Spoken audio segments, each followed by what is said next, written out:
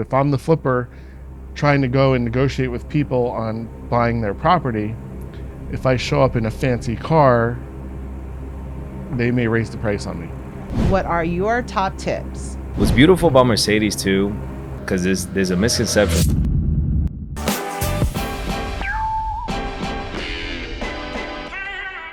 So today we are talking about whether the car you drive impacts your image.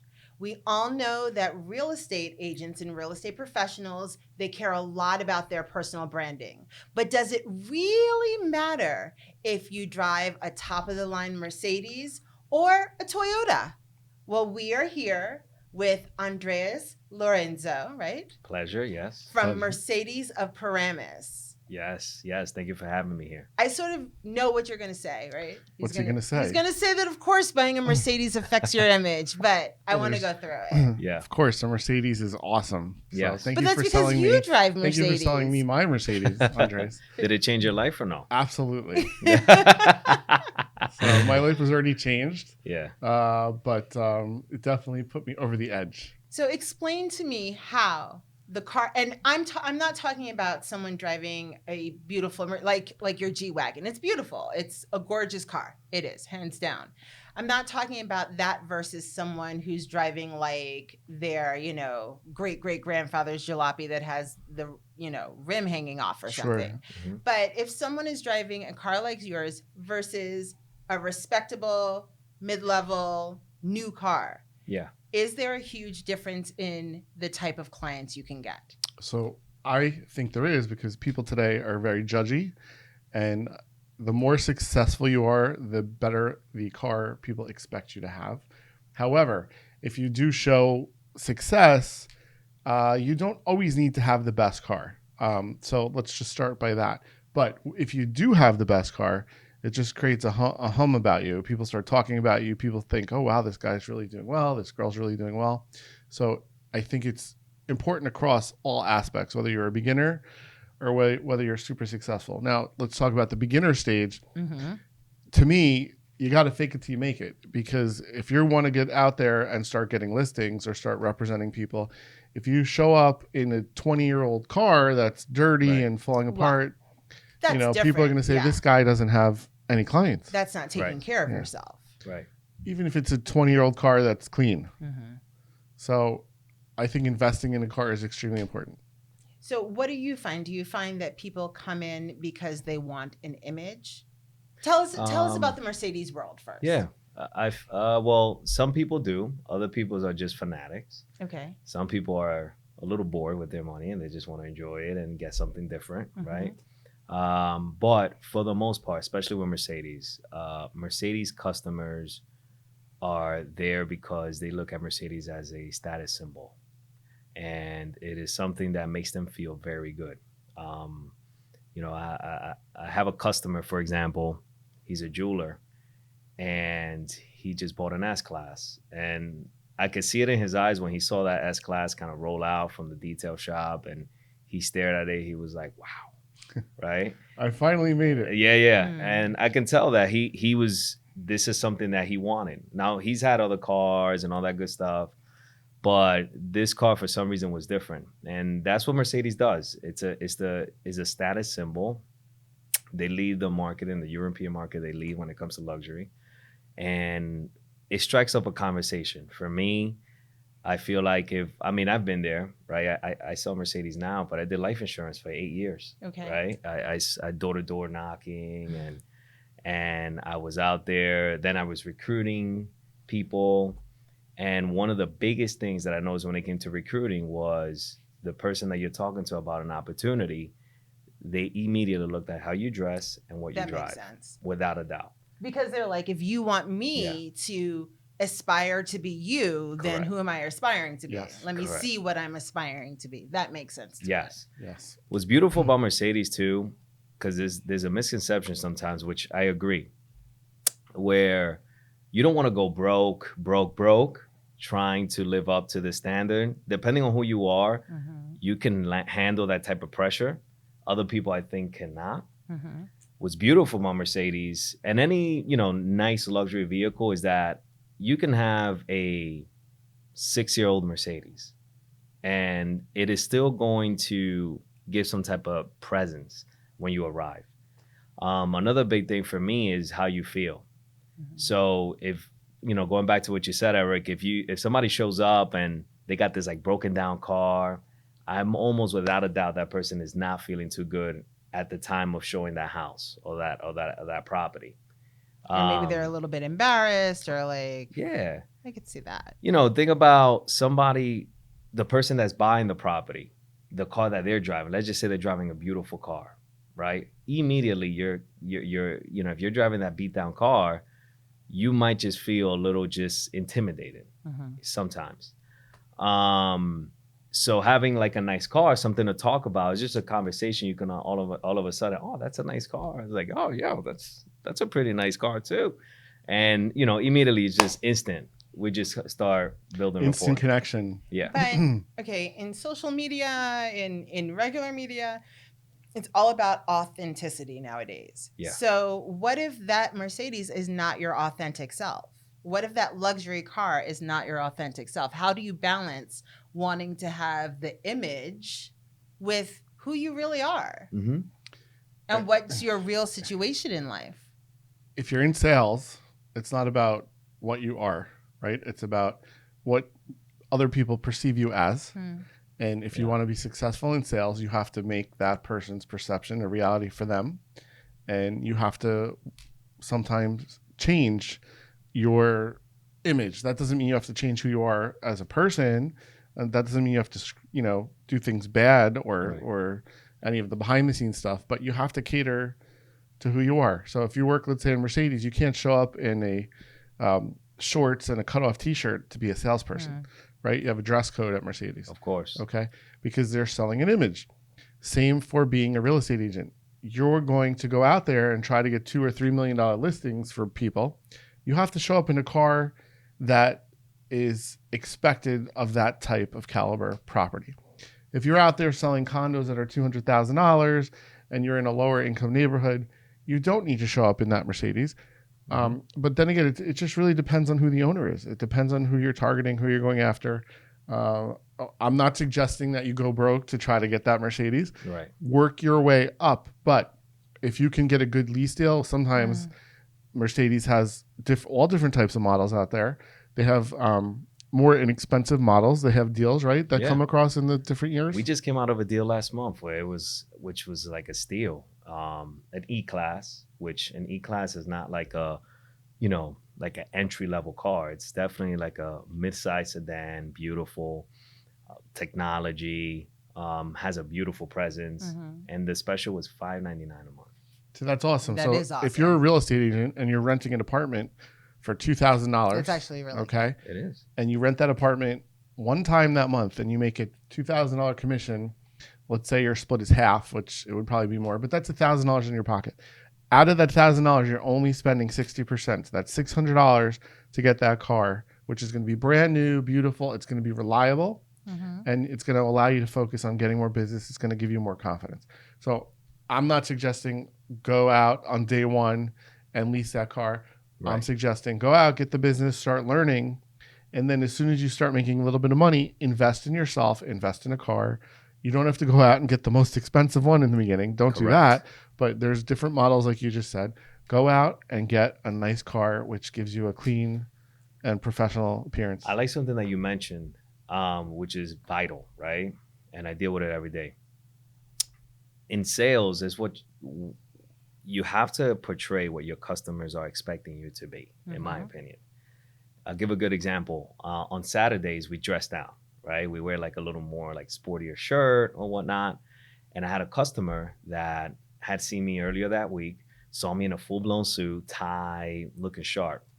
So he comes on Saturday. Like, if I do say so myself. Yeah. I was feeling good. I was like, oh, I'm selling like 100 Mercedes today. And then he comes on Saturday and he's like, oh, right, just like that. And then he's so I'm looking at him like, what is he gonna say? And he's like, why are you guys wearing this shirt? And I was like, oh no, it's just Saturday. This is how we dress on Saturday, a little more toned down. And he straight up told me, he was like, it looks better when you guys wear the suits. I gotta say, right? Because he's like, if I'm going to spend this much money with Of you, I course. want you to take the time to make yourself presentable to me. I Of get course. Of And that's course. optional for you. You don't have to dress down on a Saturday, right? It is optional. Yeah. It is optional. Even though when you're that guy that you dress up on a Saturday, right? Everyone's like, They're geez, looking tone at it you. down. Even though you shouldn't care. Because at the end of the day, that's your business. So True, but it's the perception. So if you're trying to sell the most expensive line of your car, Right. and that's the target clientele that you're going after, it shouldn't matter what the other salespeople are doing. You can stand out. totally agree. It's your business. Can you be too flashy with your car? Or can you be too flashy, like too much where people are like you're a poser? No. He's like, no, never. yeah. Get the most expensive one. No. I will tell you this. It is all about how you carry yourself, without a doubt. You can have a cheap car, not dress, and act like super bougie, and they're really gonna hate you. But when you dress well, you have a decent car, it shows that you care, and then you carry yourself so humble, very respectful, you explain everything properly to people, that shows somebody that really cares about what they're doing. It's a straight professional. From what I've seen. And it's 100%. probably an easier sale. Super easy sale. Because at that point, they're in sales in general, they're buying you. They're buying the product, but especially in the car world, I've noticed, if there's so many dealerships out there that if they just don't like you, they're walking right out that door. Mm-hmm. Straight up. And I know some people like that, but the first thing they look at is not even what they look at. They're praying that hopefully the salesperson that they get is somebody that they like. That's the first thing because they know they're going to find the car no matter where. Mm-hmm. So you carrying yourself in that manner where showing that you care about what you do, it's just instant sale. So that leads me to an important question. How important is it for your customers? Is the price more important, or is that salesperson more important? So if you come off as that hometown guy that everybody loves, but you're $10 more than some other Mercedes dealer, okay, which one is going to win? The price difference or the hometown guy? Who's going to win the sale? The hometown guy would essentially be the person that they like, right? Yes. Hometown guy. Okay. Yeah, without a doubt. Once in a blue, you have customers that they don't care about building the relationship with you, and they make that very clear from the beginning. They're here to just get a certain number, and if not, I'm out, right? Mm-hmm. Those are 1 in a million. And those people, they end up getting more frustrated with themselves than they do with the dealership, because then they realize they're the problem. It's not the dealership. But the individual that knows how to carry themselves, and you just kind of connect with your customer, they might be willing to just spend that extra $10, $20 just because of who you are. 100%. There's also something called time. The time that I'm going to spend to go to another dealership, to spend another 2 or 3 hours That's to deal why with you another guys guy. keep the coffee and the food flowing, because you Yes. have us there all day long. So that way, by the end of it, we're like, you know what? I'm just going to stay here. It's fine. We're just I need to go home. I'm tired now. That's key. Yeah, I know. Yeah, you get them some bagels. You work us down. 100%. It's like at the casinos. They make it a maze so you can't escape. Exactly. They feed you alcohol. So then you're just going loopy. That's what you should do. Do you feed people alcohol? No, they don't allow us. I thought about that one time. Not to feed them alcohol, but after they purchase their vehicle. But like delivering a G-Wagon, a beautiful car like that, is like, you know what, a little champagne bottle, let's cheers. But they was like, no alcohol. That's probably somebody's gonna get in trouble. What's the well, actually, before we get there, I want to know about, so you have your higher end models, but then your lower end models. Mm-hmm. Don't people know when you've gotten an entry level Mercedes and say, oh, well, that's the cheap one? If they know Mercedes, sure. Mm-hmm. But I feel for the most part, people are going to respect that you're trying. Everyone is going to respect that.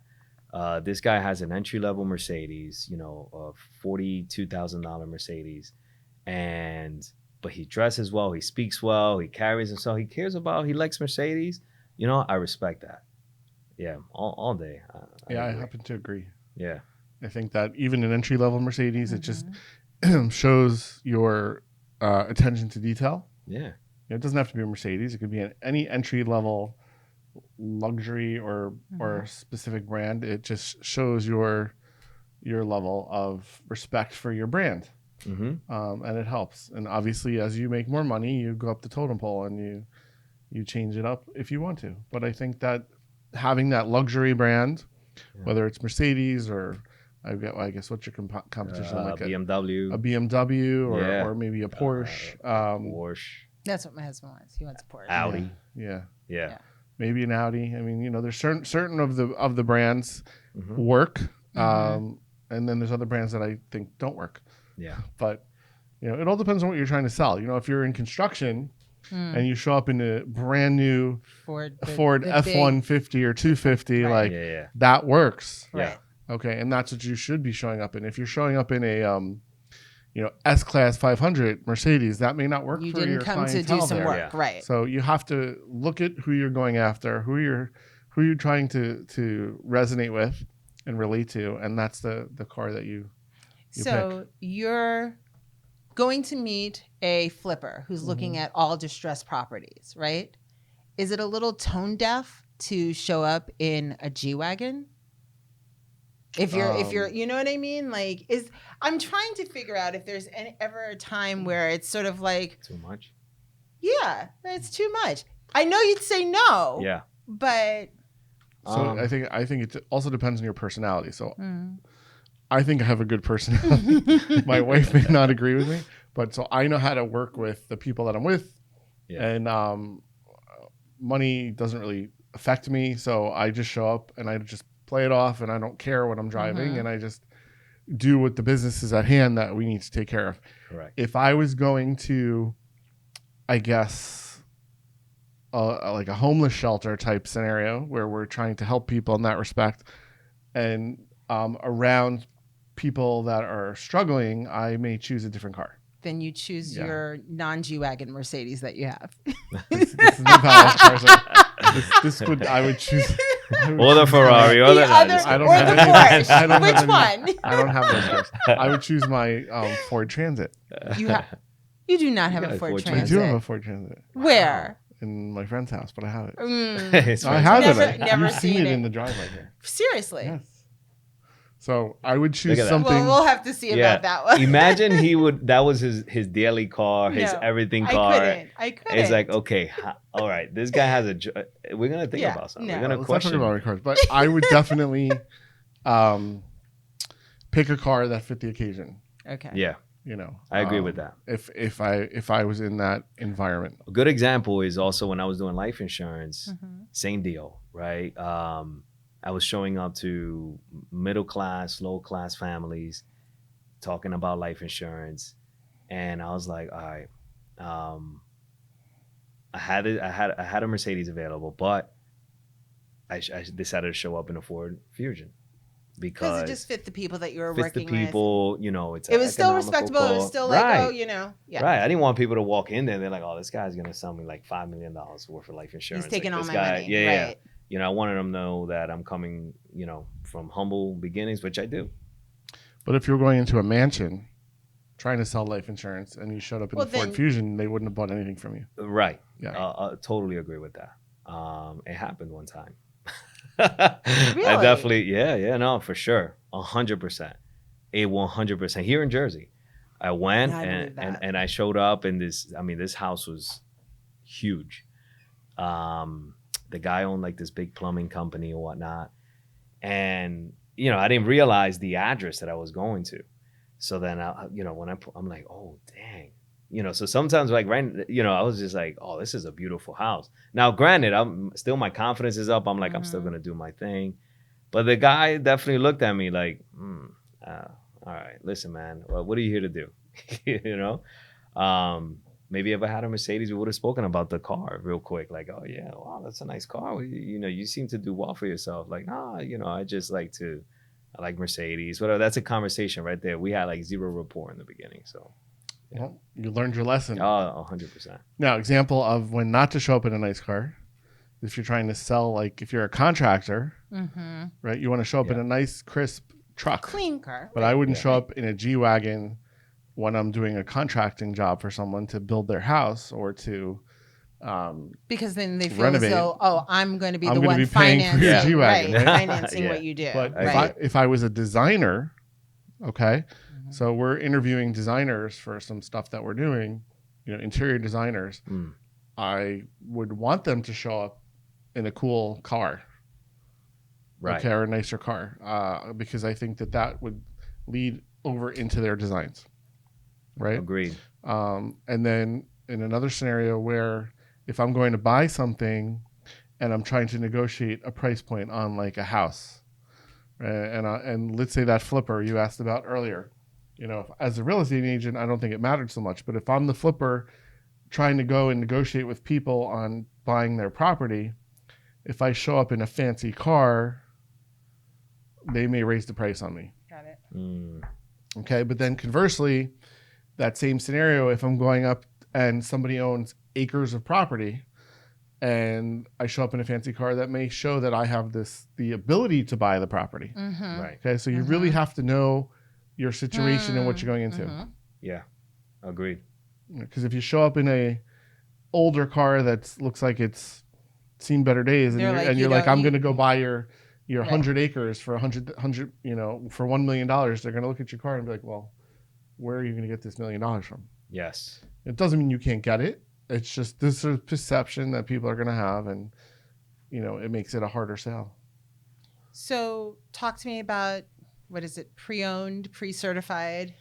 Like, what do you feel about that? Today's interest rates are insane. So when it comes to financing, so you got to be very careful. So you're saying that people should be doing leases if they're going to get a car of this magnitude? Yes. Yeah. Definitely doing leases unless you're going to put down a big down payment and you're looking to pay that car off within a year. Then finance it.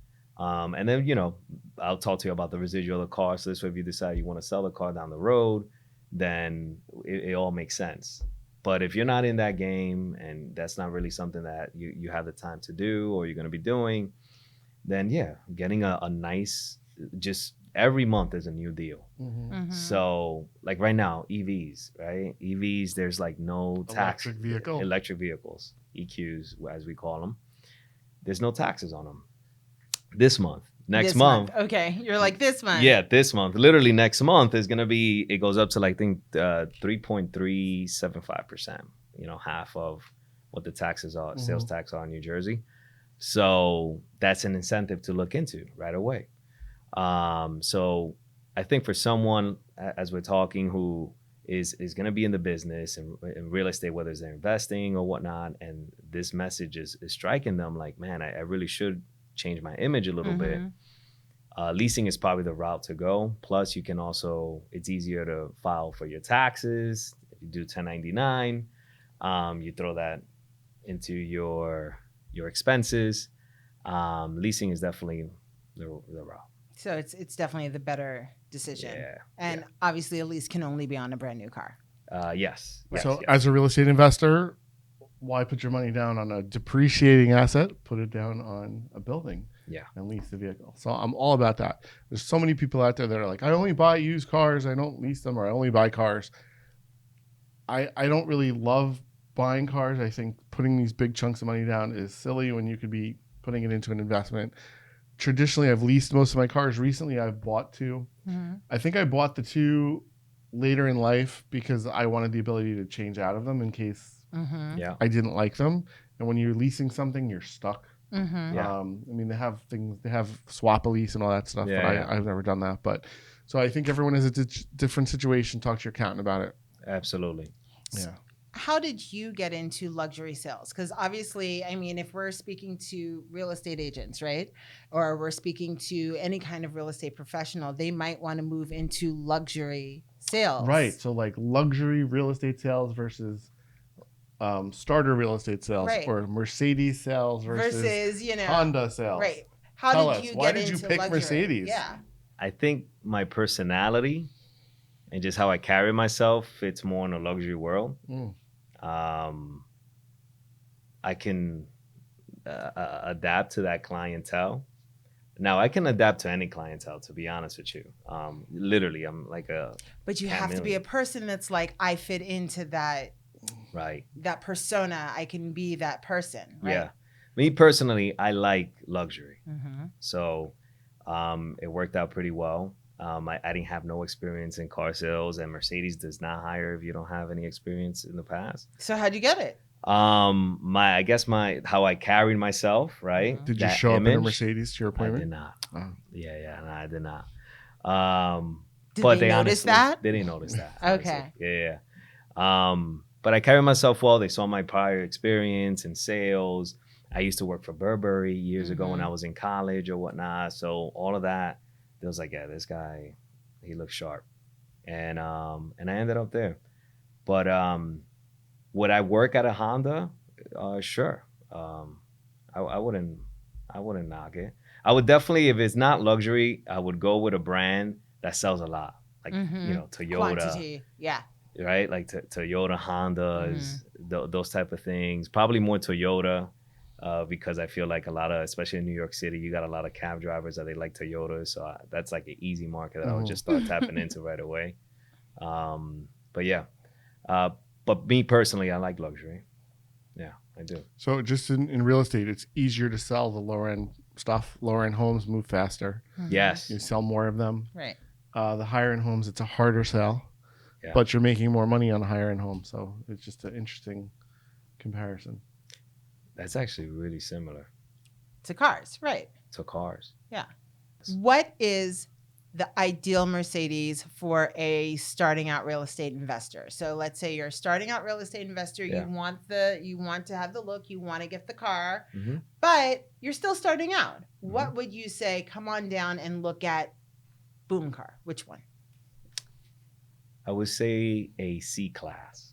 Okay, which one is that? Where are we in? That is a sedan. So on the spectrum, that is like a level. Let me see. You got 1, 2. That's probably like 3. Right. Okay. You have an A class. The A class they discontinued it, but you got a CLA. Then you go into the C class. Then you got the E class. Okay. And then the S class. Right. Okay. And how much does the C class approximately cost? Just approximately.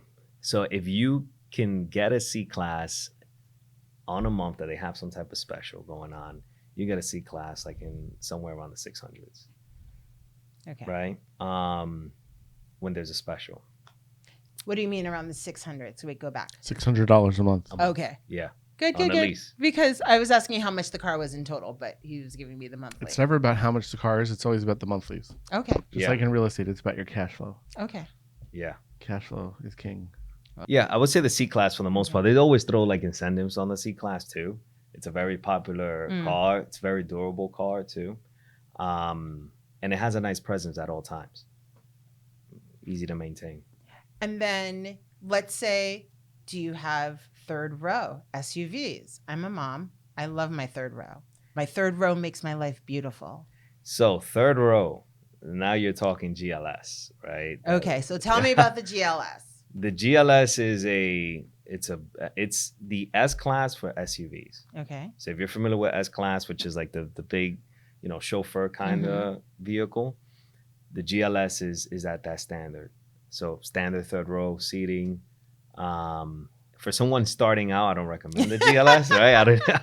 You might not even get approved for a GLS, but yeah, the GLS would be that standard third row, and then now you got the GLE. So the GLE, they have an optional third row seating. It's a little tight, but you can. And make then it work. what are the monthlies on that one? On a GLE? Mm-hmm. GLE is probably a lease is probably going to be around $1,400 a month, right? Which is depending on the person, that might be. That's a couple apartments. Yeah. You have to be selling those couple of apartments though. Yeah. If you're not getting a GLE, or you're definitely not getting a GLS. Yeah. Yes, so let's talk about some shortcuts. So you were talking about the electric vehicles having great deals and all that stuff. Mm-hmm. So one of the angles that you can take is if you're like an environmentalist, right? So you're trying to show that you have a lot of money, okay, and your friends are driving G-Wagons, which is one of the higher level cars. Yeah. You can just show up with one of these electric vehicles and be like, I save believe in the country. environment. Right. I save And, the you know, world. I remember years back, I think it was Chevy Chase had that little Prius hybrid thing. Yeah. And he, you know, this big guy driving, and Chevy Chase has more money than God. Right. And he was driving around in this hybrid car. And I was like, wow, that's a statement. So I think there's ways of doing it, just like the Jeep Wrangler. Okay. I think a Jeep Wrangler, when it's all tricked out with all kinds of weird little doodads on it, Yeah. that can transcend all financial brackets, because it's just one of those cars that it's cool looking. And if you ever watched the show Billions, he was driving around Was he? in some black with like netting on it, and the roof was off. And it's just like, here's this billionaire driving in a Jeep Wrangler. So I think you have to figure out what car fits your personality. Yes. And you can pull anything off. You know, Mercedes is a great opportunity for that because of all the lineup. But there's other cars that do the same thing. Just the point is, pay attention to what you're driving. Yeah. It matters. It does. And for some people, they don't care how it makes them feel. Mm-hmm. But I'm telling you, there's people out there that you're driving a Mercedes, and you just feel better about yourself. You know, whichever, you know, BMW, could be an Audi, but Mercedes just has this thing. Those three star, that star right there is just something else. So, to bring it all together, Yeah. Tell us, what are your top tips of how to, one, get the car that's going to, you know, really give you that personal brand that's going to make you stand out. Yeah. And, you know, what do you feel as though someone's like personal brand, like how to make it better? Other things, like you said, when you go on Saturdays, maybe you should be dressing up now going forward, that kind of thing. Yes. So what are your top tips? So first, make sure your credit is in check if you're going to go leasing route. Another good thing I want to say is you can purchase. Here's what's nice about Mercedes. You can purchase an older Mercedes. I think one time I pointed out it was like a 2014 CLS that we were selling for, like, what that car was selling for, probably like $18,000. Mm-hmm. Right? I can't remember. Easy. Yeah. Right. How beautiful is that car? I mean, I didn't even know it was a 2014. And when I looked at the year, I'm like, I cannot believe that, right? Mm-hmm. Four-door car, beautiful, you know, Grand Coupe. So why am I pointing this out is, you know, someone might be able to afford that much easier than getting into like that, you know, let's say normal leases are like $800-900. Well, do you find that people actually take care of their Mercedes better than they would take care of another type of car? Yeah. Like for the resale, like when you have older pre-owned or pre-certified, whatever you would call it. Specifically like a German vehicle, a luxury vehicle, you're going to have this care for it. It's kind of like a Rolex. You know, if you have a Rolex watch, you're just going to want to take care of it, right? And I do feel that Mercedes falls in that category. So yeah, I think you're going to want to keep it clean. And then it's going to kind of make you want to make sure that you're keeping yourself clean. You know, it kind of doesn't go like you're looking rugged. I dress up before I go into my Mercedes. I definitely saw you, sunglasses, with the whole blasting. I don't know what you was listening to. I always blast music. Doesn't matter what car I'm driving. Yeah.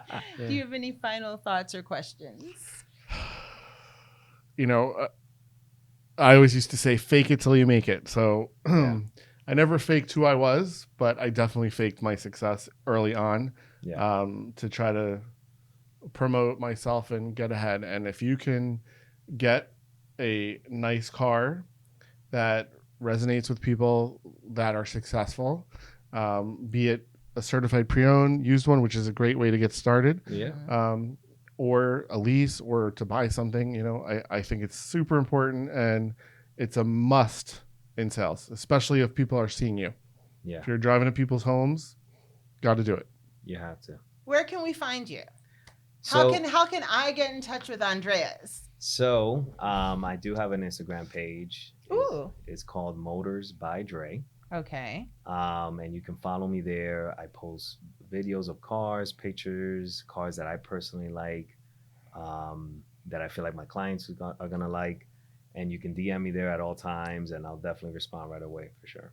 Or we can drive on down to Mercedes of Paramus. Come on down. For those of you in New Jersey. For those of you in New But Jersey. we're going to put your information in our, Yep. Yeah. bio anyway. We have actually the only Mercedes that has a cafe. So even if you're hungry, just stop by, grab some food, right? We'll chop it up. Is it free for Mercedes drivers? It is not free for Mercedes So drivers. why are we But going? if you're my customer, it's free. Oh, there you go. There that you go. one. All right, let's Yeah. go eat tomorrow. Thanks for watching this episode. Now don't forget to like, subscribe, and leave a comment. And we'll see you next time.